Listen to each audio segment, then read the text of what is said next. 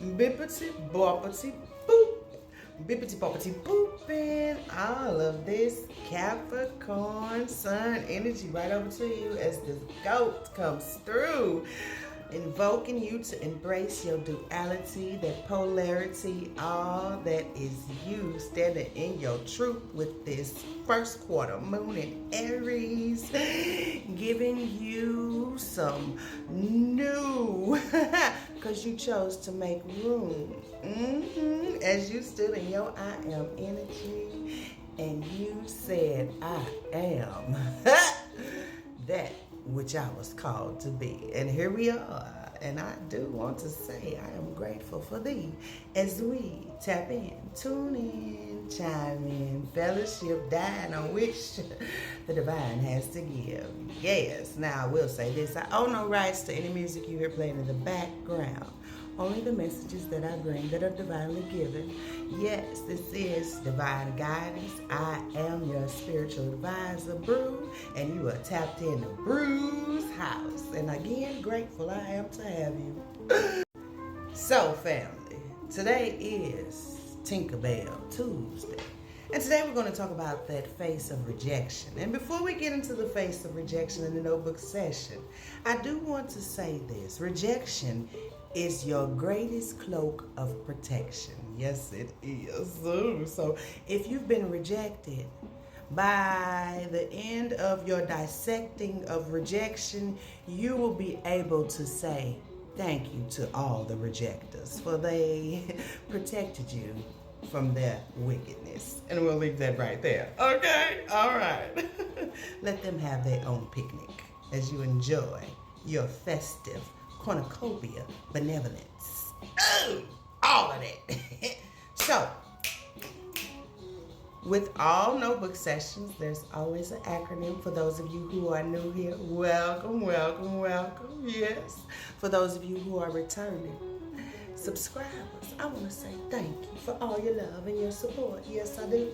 Now, before we dap, and tap into this notebook session, I want to say this to you, okay? If you enjoy artistry, if you enjoy the gift of artistry, if you enjoy the melodies, the flow, the gift of freestyling and the divine all intertwined in one, I want to invite you to my family time. Yes, Bruj'sHauz&Pdlent218. You can catch that correct spelling in the description box, okay? All right. So, back to rejection. Let's get it out. Rebelling, extrovertly, joining in escapism behaviors and connections that alters one's intuition and intentions, invoking the obsession to numb the core and pain of rejection or rejectors. And I'm going to say it again, slower. Rebelling, extrovertly, joining in escapism behaviors and connections that alters one's intuition and intentions, invoking the obsession to numb the core and pain of rejection or rejectors. Yes.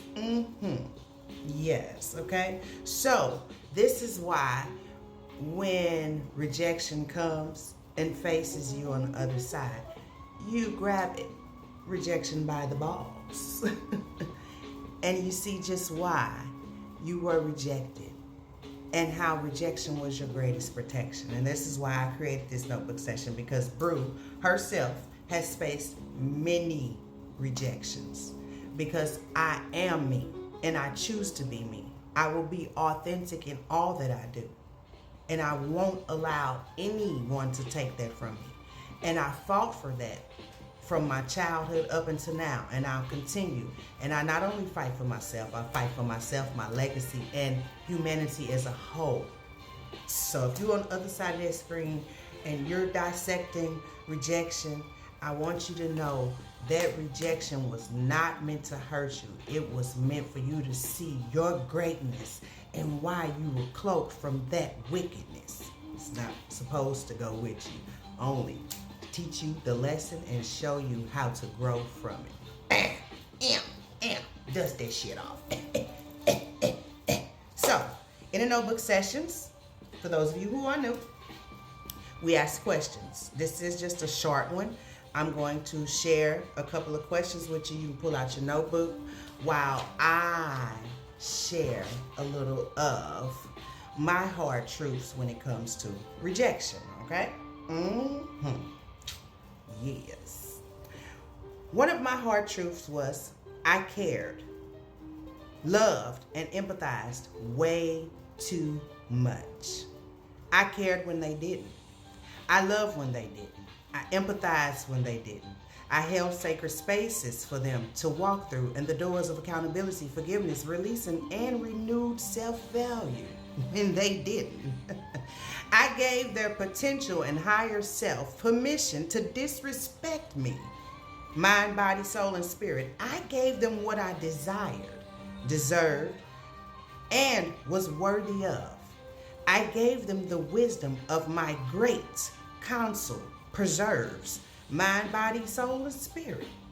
I gave them unconditional love, joy, peace, and prosperity for a sack of their Satan claws cold. Self-reflection, let's pause, hold. Fucker, whoa, it's me. I ain't no victim. I know I am victorious. Now let's face reality. I gave these people, places, and things access to me, whether it was energetically, physically, or both. And I can honestly tell you, I ignored my intuition more than several times. But why? What was it in me that needed so much validation from those who abused me energetically and physically? Why was I addicted to having these type of energies, frequencies, and vibrations in my life? Why did I attract them and become instantly attached? Why did I allow the disrespect? Why did I ignore my intuition? How do I forgive myself for soulful and spiritual blasphemy? I forgave them. Shit, how do I forgive me? I don't want to blame myself. I was searching for change, and they were iniquities on duty. Iniquity workers on duty. My initial anger came from failed expectations, failed unreal expectations.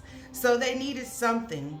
So I and my expectations needed something or someone to blame. But in actuality and accountability, they were only blaming me.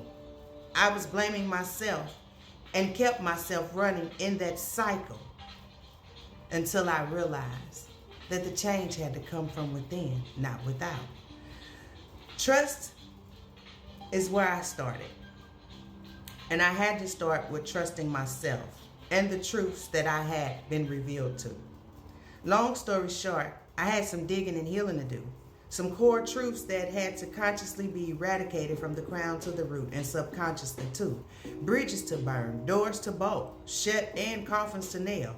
In 5 years, I became who, when, what, and what I needed, desired, deserved, wisdomly preserved, and soulfully worthy of.